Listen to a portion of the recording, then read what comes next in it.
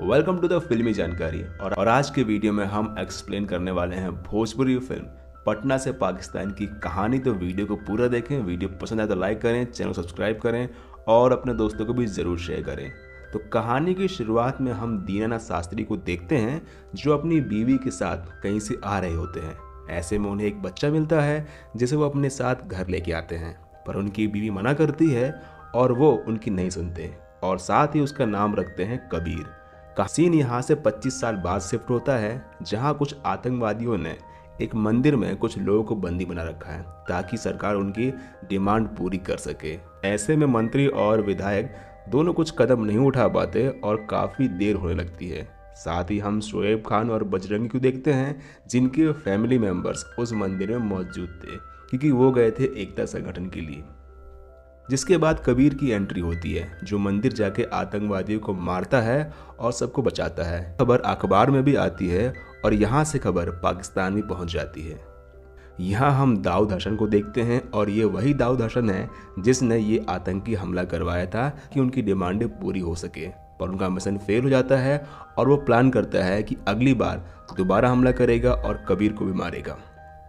कबीर के काम से गांव वाले बहुत खुश होते हैं पर उसकी माँ को कुछ फर्क नहीं पड़ता कि माँ उसको अपना बेटा नहीं समझती क्योंकि दीनानाथ शास्त्री इसको उठाकर ले आए थे और इसको अपने घर में रखा। कहानी आगे बढ़ती है और हम व्यूवर्स देख पाते हैं कि नैना और कबीर एक दूसरे से बेहद प्यार करते हैं और शादी करना चाहते हैं, पर नैना के पिता को ये बिल्कुल पसंद नहीं था क्योंकि कबीर एक लावारिस है, इसका कोई माई बाप नहीं है। साथ ही नैना की शादी किसी और से तय कर देते हैं और आगे ये भी बोलते हैं कि अगर कबीर नैना की शादी में आया और कोई हंगामा किया तो ठीक नहीं होगा। और यहाँ कबीर को बहुत भला बुरा कहते हैं, जिस पर कबीर की माँ कहती है कि कबीर मेरा बेटा है और आज से मैं इसे अपना बेटा मानती है। तुम जाओ तुम्हारी बेटी की शादी करो, ऐसे में कबीर कोई हंगामा नहीं करेगा।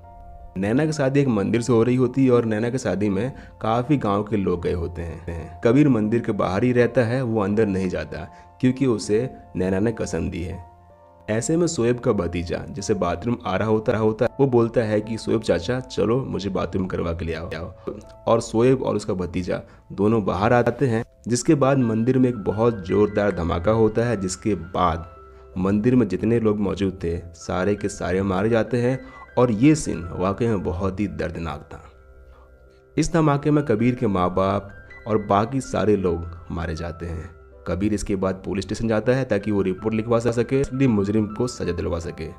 ऐसे में पुलिस मना कर देती है कि मैं इसका रिपोर्ट नहीं लिखूंगा क्योंकि इसमें कुछ पाकिस्तानियों का हाथ है।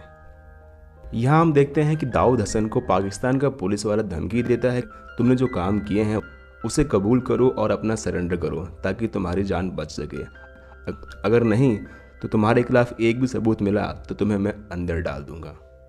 कबीर और उसके दोस्त सभी फैसला करते हैं कि वो पाकिस्तान जाएंगे और दाऊद हसन को मारेंगे ताकि उनका बदला पूरा हो सके और गांव के बहुत लोगों का बदला उन्हें लेना है।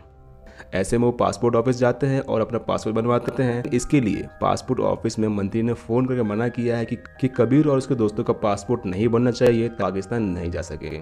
यहाँ दाऊद हसन और मंत्री एक और हमले का प्लान करते हैं और यहाँ मंत्री दाऊद हसन को कहता है कि तुम्हें मारने के लिए हिंदुस्तान से कबीर नाम का बंदा आ रहा है और ये वही कबीर है जिसने तुम्हारा लास्ट हमला फेल किया था। ऐसे में दाऊद हसन कहता है कि तुम उसे यहाँ भेजो, मैं उसे देख लूंगा। और मंत्री कहता है कि मैं उसे बाय रोड भेज रहा हूँ और वो तुम्हारे पास कुछ दिनों में ही पहुँच जाए। कबीर और उसके दोस्त ने पाकिस्तान में हैदर अली के घर पहुँचते हैं जिसमें बहुत सारा हथियार होता है। कबीर दाऊद हसन को धमकी देता है और कहता है कि तुझे यहाँ से हिंदुस्तान ले जाके मारूंगा। साथ ही शहनाज को भी अपने साथ ले जाता है सेफ्टी के लिए। लोग एक वीरान जगह पर जाकर छुपे होते हैं, तभी शहनाज दाऊद हसन को अपनी लोकेशन शेयर कर देती है जिससे उसको पता चल जाता है कि ये लोग कहाँ बैठे हुए हैं। ये उन पर हमला कर देता है और किसी तरह से ये सभी बच के वहाँ से निकलते हैं।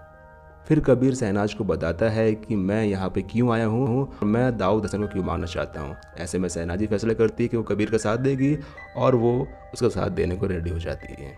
यहाँ शोएब नमाज पढ़ने के लिए मस्जिद जा रहा होता है, तभी कुछ आतंकवादी उस पर हमला करते हैं और साथ ही उसे बचाने के लिए बजरंगी आतंकवादी पर हमला करता है। बजरंगी को आतंकवादी मार देते हैं। साथ ही ये आतंकवादी उस छोटे बच्चे को भी उठा लेते हैं ताकि वो कबीर को अपने पास बुला सके और उसे मार सके। कहानी के एंड सीन में हम देखते हैं कि हैदर अली के पास में वो बच्चा है और वो कबीर को फ़ोन करता है और कहता है कि किले पे आकर मेरे पास ये बच्चा है और तुम्हारे पास शहनाज है, हम इन दोनों को एक्सचेंज करते हैं। यहाँ कबीर हैदर अली के पास पहुँचता है और किसी तरह से बच्चे और शहनाज को लेकर निकलता है। फिल्म के आखिरी के 20 मिनट काफ़ी अच्छे हैं। यहाँ चेसिंग सीन्स देखने को मिलते हैं, एक्शन सीन्स देखने को मिलते हैं और आखिरी में कबीर हैदर अली को हिंदुस्तान ले जाता है, वहाँ पे इसको मारता है। दोस्तों ये थी पटना से पाकिस्तान की कहानी। अगर आपको वीडियो पसंद आए तो लाइक करें, चैनल सब्सक्राइब करें और अपनी डिमांड कमेंट करें। Thanks for watching.